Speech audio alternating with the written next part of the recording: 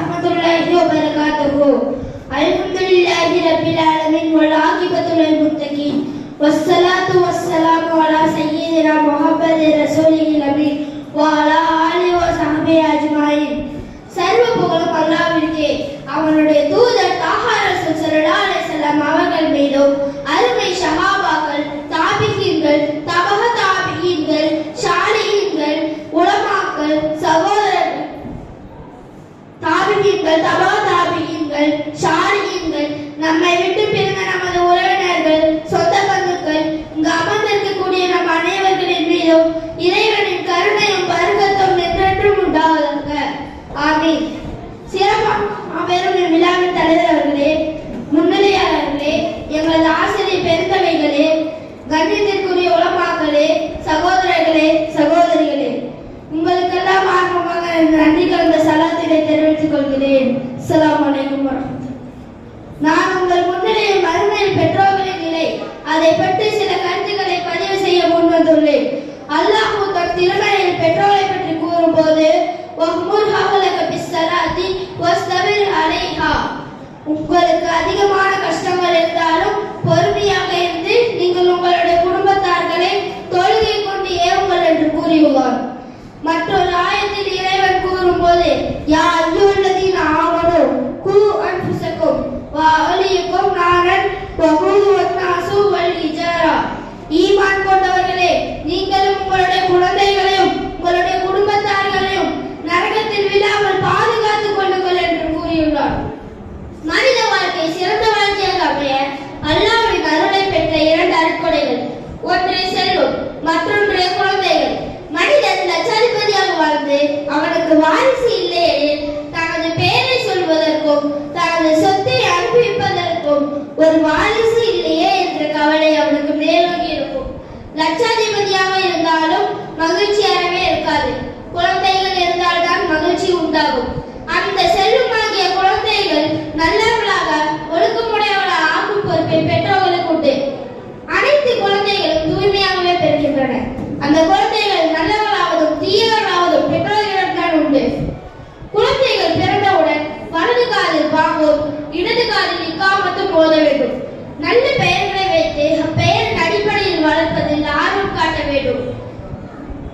குழந்தைகள் பேசத் தொடங்கினால் அல்லாஹ்வின் பெயரை, நாயகத்தின் பெயரை, முக்கிய இஸ்லாத்தின் விஷயங்களை உச்சரிக்கும் பழக்கத்தை ஏற்படுத்த வேண்டும். நபி ஸல்லல்லாஹு அலைஹி வஸல்லம் அவர்கள் சொன்னார்கள், முரு அவ்லாதக்கும் பிஸ்ஸலாத்தி வஹும் அப்னாஉ சபஅ சினீன வலிர்புஹும் அலைஹா வஹும் அப்னாஉ வஸர சினீன வஃபர்ரிகு பைனஹும் ஃபில் மலாஜிஹி. 7 வயதானவுடன் தொழுகை கொண்டு ஏவ வேண்டும். 10 வயதாயும் தொழவில்லையானால் அடித்து தொழ வைக்க வேண்டும். உங்களோடு சேர்ந்த உறங்கும் பழக்கத்தை மாற்றம் செய்ய வேண்டும். கெட்ட நண்பர்களுடன் பழகாமல், தடுக்கப்பட்ட காரியங்கள் செய்யாமல் பாதுகாத்துக் கொள்ள வேண்டும். பாசத்தோடு வளர்த்த நமது குழந்தைகள், குடும்பங்கள் நரகத்தில் இல்லாமல் பாதுகாத்துக் கொள்ள வேண்டும். குழந்தைகளை நல்ல நிலையில் வளர்ப்பது விவசாய பயிர்களை தண்ணீரூற்றி வளர்ப்பது போன்றாகும். கழிவுகளை எப்படி அகற்றுகின்றோமோ அதே போன்றே குழந்தையிடம் உள்ள கெட்ட நடத்தைகளை அகற்றி மார்க்க கல்வியை கற்றுக் கொடுப்பது பெற்றோர்களின் கட்டாய கடமையாகும். கண்ணியத்திற்குரிய சகோதரர்களே, ஒரு சம்பவத்தை ஞாபகப்படுத்த விரும்புகிறேன். சையதுனா உமர் ரலியல்லாஹு அன்ஹு அவர்களின் ஆட்சி காலம். அவர்களது மஜ்லிஸுக்கு ரத்தம் சொட்ட சொட்ட ஒரு மனிதர் வந்தார். அலிஃப் அவர்களே, என்னை எனது மகன் அடித்து விட்டார், அவனுக்கு தண்டனை வழங்குங்கள் என்றார். அலிஃப் அவர்கள் அவருடைய மகனை அழைத்து குர்ஆன் ஷரீஃபில் பெற்றோரை பற்றி என்ன கூறுகிறது என்று கேட்க, ஹலீஃப் அவர் தன் வாலிபரே, எனக்கு ஒன்றும் தெரியாது, எனது தந்தை குர்ஆன் ஷரீஃபை பற்றி ஒன்றும் சொல்லித் தரவில்லை என்று கூறியவுடன் கோபம் அடைந்த ஹலீஃபா அவர்கள் தந்தையை நோக்கி, உனது மகனுக்கு மார்க்க கல்வியை கற்றுக் கொடுக்காமல் இருப்பது உன்னுடைய பெரும் தவறாகும் என்று கூறி அனுப்பிவிட்டார். இதிலிருந்து நாம் என்ன தெரிகிறோம்? குர்ஆன் ஷரீஃபுடைய விளக்கத்தை மகன் கற்றிருந்தால் தந்தையை அடித்திருக்க மாட்டான். எனவே குழந்தைகளை வளர்க்கும் போது நற்பண்புகளையும் நல்ல ஒழுக்கங்களையும் மார்க்க கல்வியையும் கற்றுக் கொடுத்து நல்லவர்களாக வளர்க்க வேண்டும். பாசத்தோடு வளர்த்த நமது குழந்தைகள் நரகம் செல்வதும் சொர்க்கம் செல்வதும்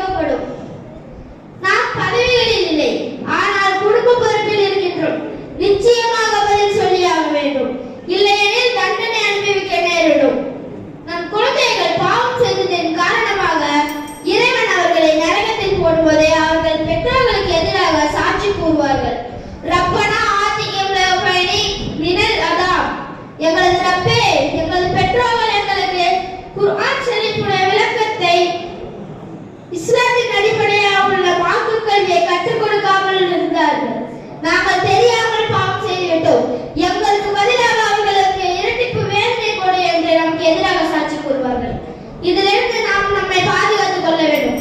எல்லாம் வல்ல இறைவன் நமது குழந்தைகளை பெற்றோர்கள் எல்லாம் வல்ல இறைவன் நம் குழந்தைகளை இஸ்லாத்தின் அடிப்படையாக உள்ள மார்க்கத்தை கற்றுக் கொடுக்க செய்து பெற்றோர்களின் பொருத்தத்தை பெற்ற நல்ல சாலியான குழந்தைகளாக ஆக்குவதற்கு அல்லாஹ் அருள் புரிவாராக. ஆமீன் என்று கூறிய சிறுவரை முடித்துக் கொள்கிறேன். அஸ்ஸலாமு அலைக்கும் வரஹ்மத்துல்லாஹி வபரகாத்துஹு. வலைக்கும் அஸ்ஸலாம் வரஹ்மத்துல்லாஹி வபரகாத்துஹு. மாஷா அல்லாஹ். அந்த மாணவர்களுடைய நவாற்றலை மேலும் அதிகப்படுத்திடுவானாக.